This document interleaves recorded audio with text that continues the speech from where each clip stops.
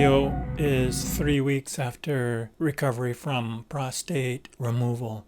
It's been a bit of a slog. It's been a challenge. It was unexpected.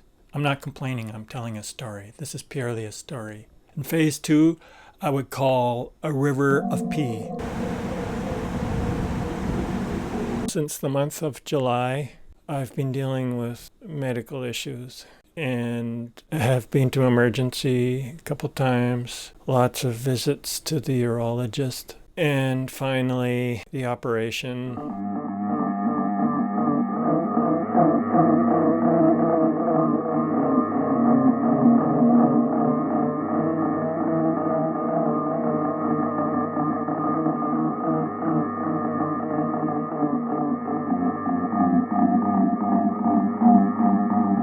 Now I'm in recovery mode. It was a major operation. It's called laparoscopic radical prostatectomy, meaning they removed the prostate. The first phase of removing the prostate was when they put in the catheter and you're just recovering from the shock and trauma to your body, the healing of the incisions and so on.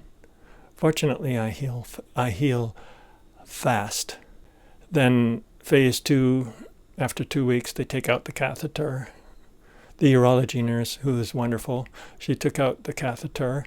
And then the phase 2, I call the river of pee, because the way I would describe it is your penis is like the faucet of a sink. Somebody turns it on, but then they don't completely turn it off. The pee just keeps flowing out.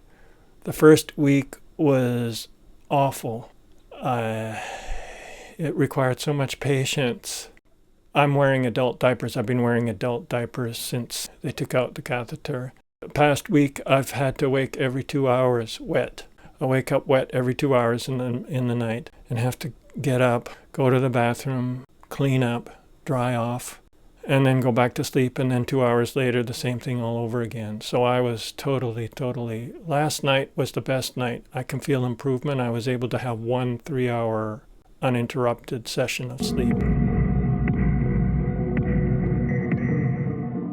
Given the high cost of living right now, diapers are very expensive, adult diapers.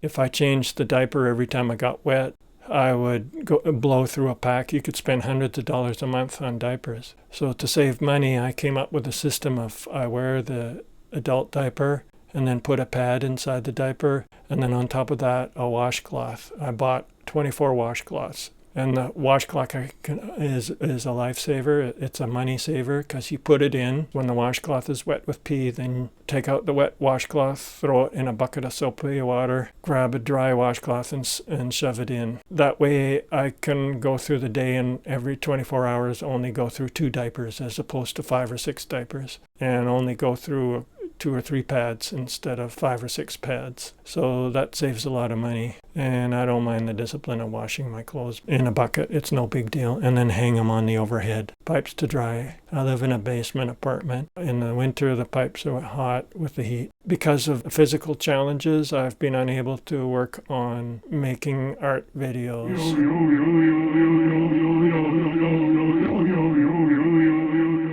I'm a connoisseur of human nature, a connoisseur of reality, and I'm in love with knowledge, and I'm trying to understand what's going on.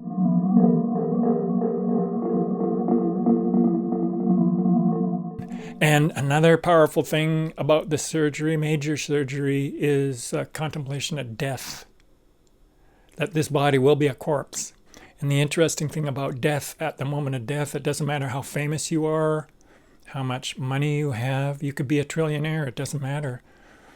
What your reputation was, how many friends you have, all of that, all the property you have, it means nothing when you become a corpse.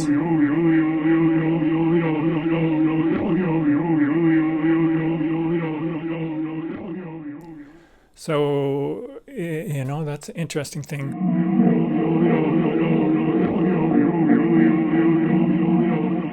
I'm doing this vlog because I'm struggling with medical issues powers beyond my control. I have no control over my body. I have no control. When cancer enters your body, I can't tell the cancer to go away. I can't say, cancer, go away. You're interfering with my life. No, it's like being in a car accident.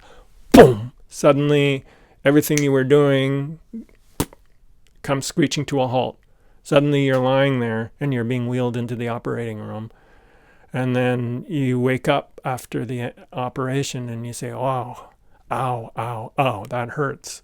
And you want to go run around and do what you're used to doing, but suddenly just walking down to the corner to buy yogurt and bananas, you come home and you're exhausted and have to go lie down and have a half-hour nap to recover, and so on, although it is improving now. So medical issues is like slamming on the brakes.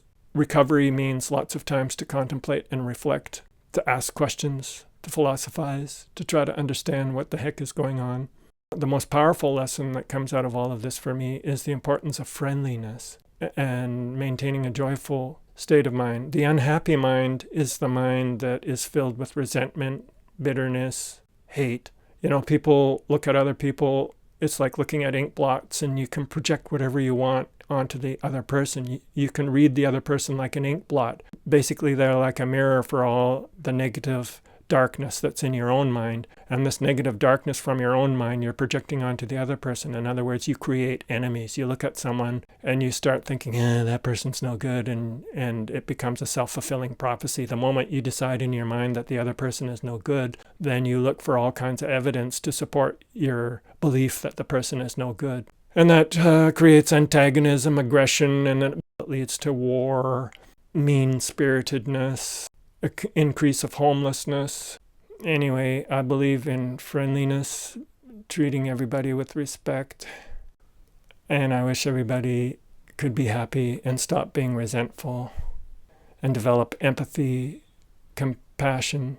A good mantra would be kind and reasonable, kind and reasonable, kind and reasonable, kind and reasonable. Friendly, empathetic, kind, and reasonable, rather than hiring the National Guard to get rid of immigrants or people from other countries or people with other colored skins. It's like, oh my God. So that's it. I'm going to post this anyway, even though hardly anybody looks at my channel. I don't care anymore. It's like a diary. I'm like Robinson Crusoe on the island and keeping a little journal.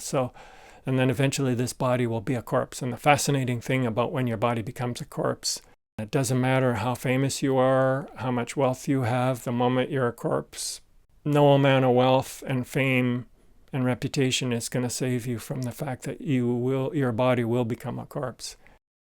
So that's a sobering thought, and it's a positive thought, which could be topic for another video. I wish everybody a good day.